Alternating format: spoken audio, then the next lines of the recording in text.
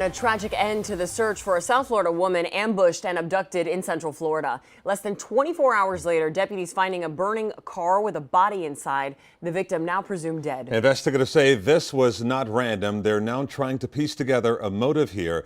We have live team coverage for you. Terrell Fournier is standing by with who the victim was. But we begin with Samir Nefsi live in Sanford with the timeline of the crime. Samir. Nicole and Calvin, so the Seminole County Sheriff saying they strongly believe those remains are that of Catherine. The Sheriff's Office also painting a picture of a coordinated and targeted attack against that Homestead business owner, one that leaves more questions than answers. What we are now investigating is a homicide. Nearly 19 hours after this video was taken, investigators confirming this is where they found a torched vehicle and body believed to be that of 31-year-old Catherine Aquavivas. There was so much damage to the vehicle, you could not positively identify the vehicle, but from all accounts of looking at the scene, it looks like the vehicle and is consistent to everything that we've seen so far. It was around 2 p.m. Thursday. Aquavivas was traveling from Homestead to Central Florida, said to be visiting family. It was after stopping to fuel up at this Seminole County Shell gas station. She drove to the intersection of East Lake Road and Tuscaloosa Road in Winter Springs. About a half a mile or so prior to that intersection, she started to notice that the green Acura was behind her, and the Acura was actually ramming into her back bumper at that time. A witness capturing this video around 6 p.m. You need to do something now because I don't know what's going on. You can see a man in a black hoodie wearing a ski mask and pointing what appears to be a 10mm handgun at Aquavivas. He gets into her white Dodge Durango. She drives off. This green Acura tailing behind them as they pull away, the license plate covered by a piece of plastic.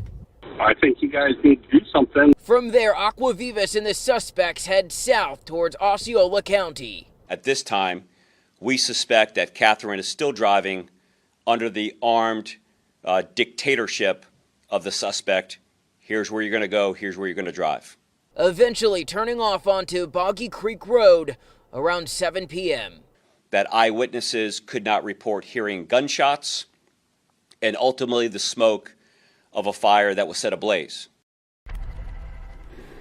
Investigators still looking for that green Acura and the suspects. It should also be noted, investigators found about a dozen 10mm shell casings and a projectile at that crime scene. And while they believe those remains to be that of Catherine, they are still confirming through DNA testing as well as dental records. We're live in Seminole County tonight. I'm Samir Nefsi, Local 10 News. Samir, thanks a lot. Our team coverage turns down to Local 10's Terrell Fournier. He's live in Homestead with what we're learning about the victim. Terrell. And family members of this woman here inside of this home have been watching the developments of this case very, very closely. We know that detectives from the Seminole County Sheriff's Office are now in South Florida to speak with these family members and to trace other leads in this case. There are multiple cars positioned out front, but very little movement at a home tied to Catherine Guerrero Aguas Vivas. Off-camera relatives have told us they still aren't sure the body found in her charred vehicle is of the missing woman. But the sheriff of Seminole County is saying the remains are likely those of Catherine. The chilling carjacking of her white Dodge Durango caught on cell phone video by a witness. Detectives are now honing in on why the wife left South Florida alone on the day of the violent crime. Husband says she's going to Central Florida to visit family, did not provide names of the family members, and our research through investigative tools can find no family members that are here. We know Catherine and her husband run a pair of businesses, the husband as a barber, and records show the woman is a nail tech at the Dominican Beauty Room Salon and Spa in Homestead. Co-workers here declined to speak publicly. I don't know what she went up there to do, says this neighbor who tells us he befriended Catherine and her husband. In Spanish, he goes on to say she was a good person with her child. They were all nice people, including her husband.